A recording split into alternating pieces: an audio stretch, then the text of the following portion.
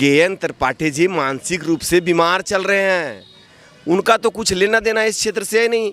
KN Tripathi को कौन जानता था? मोदी जी हिंदू मुस्लिम के अलावा कुछ नहीं करते, मुसलमानों को डराने का काम करते। तो क्या उनको ये नहीं दिखता है कि आयुष्मान भारत कौन लागू किया? जन धन योजना में खाता कौन खुलवाया? आपका ग्राथ लेवल पर स्वच्छ भारत मिशन में शौचालय कौन बनवाया? आपका महिलाओं का सम्मान के लिए और महिलाओं का कष्ट को हरने के लिए उज्ज्वला योजना का। ममता दीदी कैसी लगती है?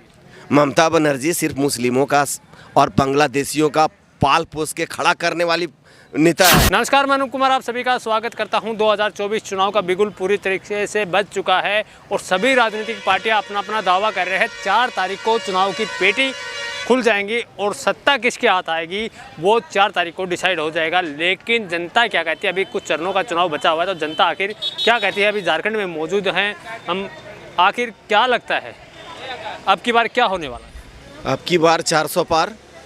मोदी जी का जो स्लोगन है ये शाश्वत सत्य है और झारखंड में 14 का 14 सीट भारतीय जनता पार्टी जीतेगी। झारखंड में सीटें बढ़ाने वाली हैं, 12 थी अब 14 हो जाएंगी। भैया 14 सीट होगी, एक भी सीट यहाँ लूज नहीं कर। पिछले बार 12 सीट था, इस बार 14 का 14 से क्लीन स्वीप झारखंड में लेने जा रहे हैं भारतीय जनता पार्टी। इसके मुकाबला में कोई है ही नहीं, इसलिए कि भारतीय जनता पार्टी एक जमीन स्तर से उठा हुआ कार्यकर्ताओं को सम्मान देने का पार्टी है। भारतीय जनता पार्टी एक उदाहरण का पार्टी है। जिस तरह हम लोग के बीच का एक कार्यकर्ता माननीय कालीचरण सिंह जी को भारतीय जनता पार्टी लोकसभा का प्रत्याशी बना के एक मिसाल कायम किया है, इसलिए कि जो व्यक्ति बूथ स्तर का कार्यकर्ता था वो आज लोकसभा में गरजने का काम करेगा। वो पार्टी भारतीय जनता पार्टी है, कोई परिवारवाद पार्टी नहीं है। यहाँ कार्यकर्ताओं का सम्मान होता है, निचला कार्यकर्ता भी उचला सीढ़ी पे जाता है। यहाँ उदाहरण काली सिंह और मध्य प्रदेश में मोहन यादव इसका प्रत्यक्ष प्रमाण है। मतलब क्षेत्रीय और वर्सेस भारी के ऊपर चतरा में वोटिंग होगी, क्षेत्रीय वर्सेस भारी पे वोटिंग होगी। क्षेत्र का जनता है, अपना लोकसभा क्षेत्र का प्रत्याशी है, इसलिए हम लोग। और क्या मोदी का जो जादू है पूरे महिलाओं में, पूरे युवाओं में, पूरे बुजुर्गों में छाया हुआ है। ये एक तो लोकल प्रत्याशी, दूसरा मोदी फैक्टर। मोदी जी आज केएन त्रिपाठी का हम इंटरव्यू ले रहे थे, तो केएन त्रिपाठी जी कह रहे कालीचरण जी कोई लोकल नहीं हो, तो पटना के हैं। अरे केएन त्रिपाठी जी मानसिक रूप से बीमार चल रहे हैं। उनका तो कुछ लेना देना इस क्षेत्र से नहीं। केएन त्रिपाठी को कौन जानता था? इस क्षेत्र में केएन त्रिपाठी नाम का कौन पक्षी है कोई जानता नहीं था। एकाएक लॉन्च किए आदमी है, इसलिए उनका कोई न जनाधार है न पार्टी का कोई संगठन है। आज भारतीय जनता पार्टी जो संगठनात्मक दृष्टिकोण से पार्टी है वो पन्ना प्रमुख तक का ख्याल। भारतीय जनता पार्टी लेकिन विपक्ष कह रहे हैं बेशरम जुमला पार्टी।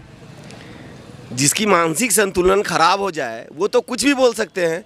बहुत सारा वीडियो एडिट करके और अलग अलग जुमलाबाजी डाल के और वो सोशल मीडिया में चला रहे हैं, उससे कुछ फर्क नहीं पड़ने वाला है। जनता जाग चुकी है, जनता राम मंदिर, हिंदुत्व सबको देखी है। तो कह रहे हैं विपक्ष वाले भी, महागठबंधन वाले भी, कि मोदी जी हिंदू मुस्लिम के अलावा कुछ नहीं करते, मुसलमानों को डराने का काम करते। तो क्या उनको ये नहीं दिखता है कि आयुष्मान भारत कौन लागू किया? जन धन योजना में खाता कौन खुलवाया? आपका ग्राथ लेवल पर स्वच्छ भारत मिशन में शौचालय कौन बनवाया? आपका महिलाओं का सम्मान के लिए और महिलाओं का कष्ट को हरने के लिए उज्ज्वला योजना का कौन व्यवस्था बनवाया? आज पूरे भारत में एक्सप्रेस वे है, जिस जगह पर ठीक से सड़क पर गाड़ी नहीं चलता था वहाँ आज एरोप्लेन उतरता है, हवाई जहाज उतरता है। ये किसका देन है? 370 हटाया, राम मंदिर बनाया, कितना मुद्दा बोलिए। राम मंदिर से कौन सा रोजगार मिलेगा? उसकी जगह हॉस्पिटल बनाते, लोगों का इलाज होता है। राम मंदिर आस्था का केंद्र है। भगवान राम सनातनियों का आस्था का केंद्र है। भगवान राम 500 साल पहले से टेंट पे रहे थे और वो भारतीय जनता पार्टी का मुद्दा, हिंदुत्व का मुद्दा या फिर सनातनी का एक आस्था का केंद्र था, वो राम मंदिर बनाना था। और राम मंदिर आज बन के खड़ा हो गया अयोध्या में, और सारा राम लला का पूजा कर रहे हैं और अमन चैन से लोग जी रहे हैं।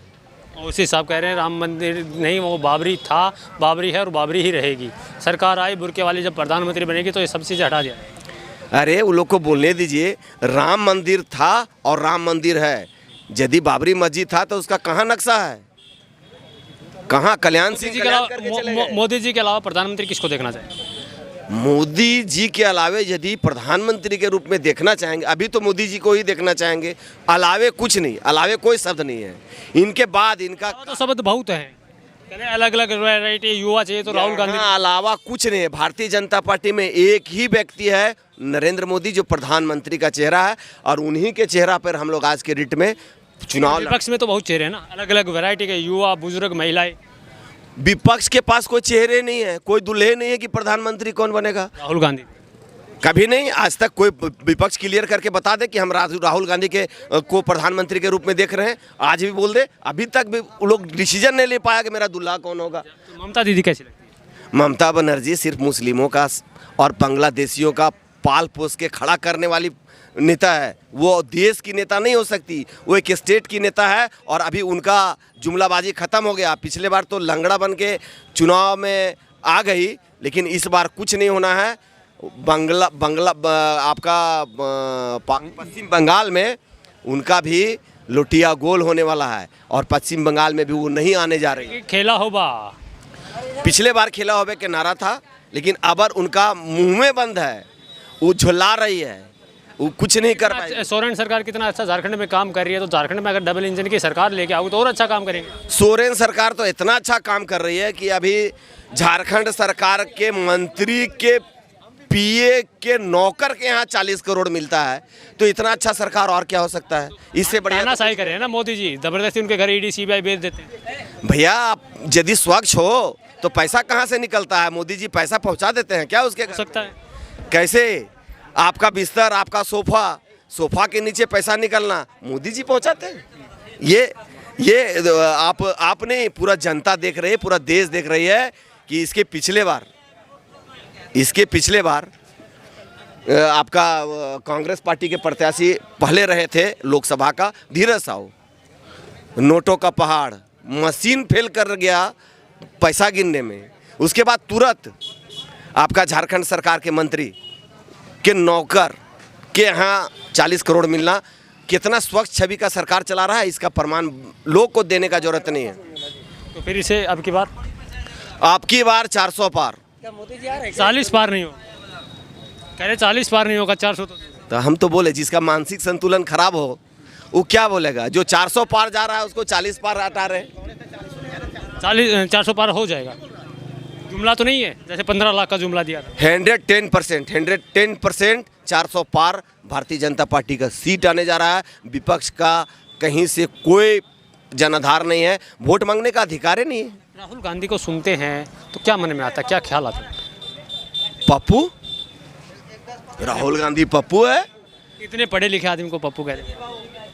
जो आदमी आलू को गाछ में फराए, जो जमीन में बैठने वाला चीज है उसको गाछ में फरवाए, उसको पप्पू नहीं कहेंगे तो क्या कहेंगे? आलू तो फरता है गाछ में। विदेश से पढ़ के आए ना? विदेश से इसी तरह का पढ़ाई पढ़ के आए होंगे। ABCD नहीं, Z से चालू किए होंगे, इसलिए विदेश से पढ़ के आ रहे हैं। तो फिर राहुल गांधी प्रधानमंत्री बनने लायक मटेरियल है? किसी भी स्थिति में नहीं। मौका दे के देखो, 1-1 लाख रुपए दे देंगे आपके घर में महिलाओं को। जिंदगी में कभी नहीं, अभी तो बहुत दूर है। 2029 के बाद किसी तरह का कुछ सोचे। 2024 नहीं, 2029 के बाद यदि कुछ दिखेगा जनता को तब उसके तरफ जा सकता है, लेकिन अभी 2029 तक नहीं।